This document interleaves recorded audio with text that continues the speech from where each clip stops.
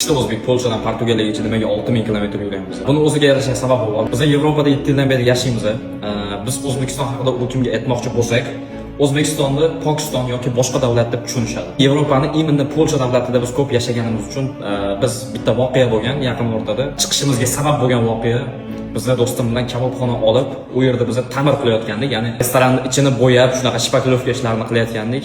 Bir polyak keldi oldimizga. O'zidan o'zi shuna keldi. Sen Turkiyaga yo'qol.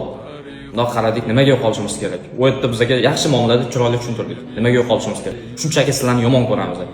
Polska для белых, ya'ni Polsha oqlar uchun degan gap ketdi. Buni biz oldindan bilardik. Bu narsa bor. Biz turkmansimiz, biz O'zbekistonlimiz. O'zbekiston qayerda? O'zbekistonni bilmaydi ular. Ko'pchiligi bilmaydi. O'zbekiston, Pokistonni tushunishmaydi. Bu narsa menga o'zim oldindan sportchi bo'lganim uchun menga juda ham qattiq ta'sir qildi. Ya'ni ular bilmasligining sababi hammasiga o'zimiz aybdormiz. Chunki oxirgi paytda vatanni sevadigan bolalar juda ham kamayib ketgan. Mayli kimdir narsa ixtiro qilsin, mayli kimdir qo'lidan ozgina keladigan ishni qilsin, lekin har kim ozgina bo'lsa ham harakat qilish kerak deb o'ylayman vatan uchun. Oxirgi sabab mana shu bo'lgan. Polsha o'sha polyak inson kelib, o'zingizlarning davlatingizga chiqib ketinglar, bizga yoqmaysizlar. Ya'ni u Turkiyani nazarda tutayotgan. Yo'q, biz turkiyalik emasmiz, biz o'zbekistonlikmiz deganda. Yo'q, menga umuman farqi yo'q. Pokistonlikmisan, turkiyalikmisan degan.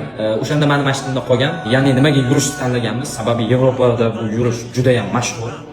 Juda ham ko'p rekordlar bor. Iloji boricha biz har bitta uyga kirib, har bitta inson bilan uchrashib, biz qayerlikmiz? Biz O'zbekistonlikmiz. O'zbeklar faqat Yevropaga qora ish qilish uchun kelmaydi. Ularning ham o'zining maqsadi bor. Biz o'zbek degani qora ishchi deganimiz. Hozirgi rekordlar har xil 2000, 5000 kilometr yurgan amerikalik, latviyalik, lekin biz yurayotgan yo'lda hali hech kim yurmagan. Sababi biz yurayotgan yo'l o'rmonlar juda ham ko'p, tog'li zona juda ham ko'p, har xil hayvonlar.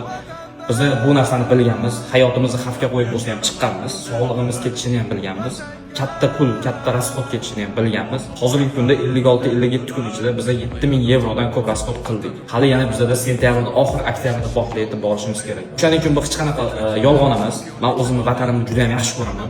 Men oldindan sportchi bo'lganim uchun meni otamdan o'tgan qon bu, chunki otam ham juda ham yaxshi ko'radi vatanni. Shuning uchun men otamning tarbiyasini olgan bolaman. Bitta narsani so'ramoqchiman, agar o'zingizlar vatanni yaxshi ko'rmaydigan bo'lsanglar, kimdir vatan uchun deb narsa qilyaptimi, ularni yo'liga to'sqinlik qilmaydi. Sizlarga o'xshab divanda o'tirib, har xil negativlarni yozayotgan yo'q. Agar bizga rostdan ham qo'lingizdan yordam berish keladigan bo'lsa, просто tak kommentlarimizda aktiv bo'linglar, o'rtog'inglarga jo'natinglar. O'zbekistonda yana bitta yaxshi ma'noda bir mashhur inson chiqadigan bo'lsa, buni yomon joyi yo'q deb o'ylayman. Biz vatanimiz uchun harakat qilamiz. O'zbekiston Polshadan Portugaliyagacha borib biz Guinness rekordiga kiramiz. Biz tarixga kirmaymiz, biz tarixni yozamiz. Amir Temur, Jaloliddin Manguberdi avlodi yo'lda ko'rishguncha.